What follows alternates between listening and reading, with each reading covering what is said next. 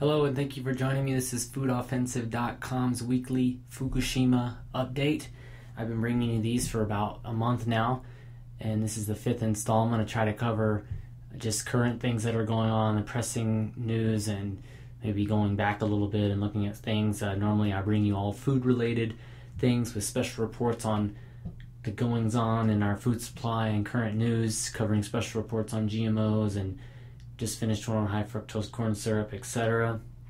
And this week on the Fukushima weekly update, I am going to be doing more food-related issues concerning Fukushima. And my sources primarily this week are the Fukushima Diary. I've referenced this website several times in other videos, and I just went through, and I mean, the person that runs the blog, he just covers so many articles every day, and he's able to translate the Japanese articles, things that maybe we wouldn't have caught because of it being in Japanese, but he's translated them and put the information out there. So I want to look at a few of those and give him credit for these. But moving right in here to this, you'll be able to see some of these things on the document cam here that I have the recording. So if I'm looking down, that means I'm reading what I'm pretty much showing on the screen. So the first one here, and this was recently here, June 17th, was posted, and it's titled, "Cabbages Grew 4 times Bigger Than Usual in Oita." And Oita is a prefecture on the island of Kyushu, the southernmost island of the 4 major islands. I lived on that island, so I'm familiar with that area, and these are some of the things that maybe I would be, some things that I would be interacting with if I was still living there. But the post, the titles, "The cabbages grew 4 times bigger than usual in Oita," and basically you can see here what I've highlighted. It says the agricultural department of Oita Prefecture comments that they didn't change the way of farming, and it goes on to say they didn't know why the cabbage grew, but it goes on also, the farmer, Mr. Tsutsumi, he comments saying that he has been planting cabbages for 10 years, but he hasn't seen such cabbages. So, I mean, look at the size of this. I'm going to try to blow this picture up if you can see it. The gentleman on his right is holding what would be more of a normal size cabbage, and Mr. Tsutsumi on the left, or our right, is holding this huge cabbage. I mean, it is about 4 times the size. It's pretty crazy. And of course, there's maybe not necessary hard proof that could be from the radiation, but let's look at the coincidences here. I mean, it is kind of scary that it's that far from Fukushima. I don't know the actual mileage or kilometers, but I mean, you're looking at hundreds of miles away from Fukushima, and you're seeing these effects, and there's no doubt that it could be from that. So it's very important that we bring these things to light, and maybe it would spark your interest in going into it further. And you might say, I'm not there, I'm not eating that stuff. Well, we need to look at also where the wind blows, and we're downwind from this stuff, so we really need to be careful of it. And as I've covered in other videos talking about the exposure we've received already, just last week covering the tuna, or maybe the week before last, covering the tuna caught off the coast of California just a month or two after Fukushima disaster, showing the high levels of radiation. So I wanted to bring some more food articles to light that I've seen here for this particular episode. Actually, I have the Japanese version of this article, and it's the same picture and everything, but I highlighted it here on top. This is from the Oita Press. In Japanese, it says "Bikuri Oki Kabeji." So it's their bikuri is like they're like surprised. They're surprised that, look at this, look how big this thing is. So I want to point that out in Japanese, and what little Japanese I remember, I could read that, at least what that part said. But moving right along, this article is titled, "Fukushima is going to start selling marine products," which this is the kind of sometimes a rough English translation of Mr. Mochizuki is actually the name of the gentleman that runs Fukushima Diary. There he is right there, and you can see at fukushima-diary.com. But moving along here, not to take up too much time, Fukushima is going to start selling marine products, obviously meaning fishing, selling the seafood from that area.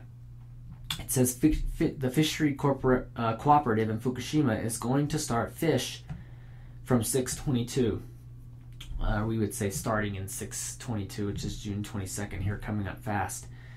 After the typhoon passes. If you don't know, there's a typhoon going on right now that there's, predicting that it could cause some more issues with the Fukushima nuclear plant and the nuclear disaster that's ongoing.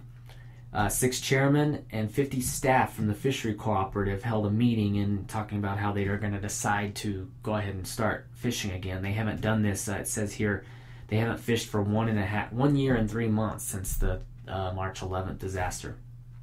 They're going to be, it looks like they've fished on the 14th of June, they fished some North Pacific giant octopus and other things here, and then it says no radiation was measured from all of those samples, so we don't know what method they use, but it says that they just use proper radiation measurement and whatever that is. But the chairman from the Fukushima Fishery Cooperative, Mr. Nozaki, he says that we are sure that consumers can be reassured with our marine products. So, of course, the person selling the stuff is saying it's safe. It's just like other references I made, and to people that are, a certain industry is pushing and funding for particular propaganda for a product, of course they're going to say it's safe. Well, I'm not saying this guy's bad or that it's not safe, but it's something we need to look at. When they're dumping tons and tons of nuclear waste and water into, contaminated water back into the ocean can, there's only so much that can be diluted. So with the ocean, I actually saw an article about there's no way that the ocean can dilute all the things that they've dumped in there, but I didn't have that for this episode. Moving along to another article based on food, and this is a picture. It caught my eye because it's called, well, the title of his blog post here is Rice Planting in Protective Clothing, and you'll see the picture here. I'm going to blow it up. They're literally in the protective clothing in the Fukushima prefecture planting rice. That's what rice looks like right there. It's already been grown like in a nursery type thing, and then it's going to be planted in the field. It says in Okuma Machi, Fukushima, there is 6 kilometers. It's 6 kilometers southwest of Fukushima plant. The local government staff planted rice and vegetables in protective clothing on the 12th of June. So that's government officials there that are, or not officials, but staff are planting rice. And the reason why they're doing that is they've decontaminated the area. Supposedly this is a hazard area, the article says. After decontamination, they planted this rice and to see how much radiation will be absorbed into the plants. And then they removed 5 centimeters of soil from the surface for the decontamination process. So they dug down 5 centimeters, removed the soil, and then they're going to plant to see. So they're actually doing something. I would say this is somewhat of a silver lining to some of the food disaster that we're seeing from Fukushima, that they're actually, going out and testing and going to do some testing now. If we're going to get accurate data or not, that's the other question, whether they're going to hold back and be truthful about it, or be upfront and be truthful about it, or hold back and not give the full story. That's the question. And so I wanted to point that out. I thought that was interesting. You normally don't see people planting. I lived there and saw a couple of seasons of planting and harvesting of the rice there, and living in a farm community, they never wearing outfits like that, that's for sure. Going on to my 5th point here. This is not quite a food item, but I wanted to end on this, and this is from the Asahi Shimbun. It's a newspaper, the Asahi newspaper. Actually, going back here, if it'll let me, I went to the wrong page. Talking about how frogs are laying eggs in depleted village near Fukushima plant. So you can see what it looks like there on the right. Forest green tree frogs, eggs there in the trees. But it says, this is in Kawauchi in Fukushima prefecture. The population of forest green tree frogs is about to explode in Kawauchi.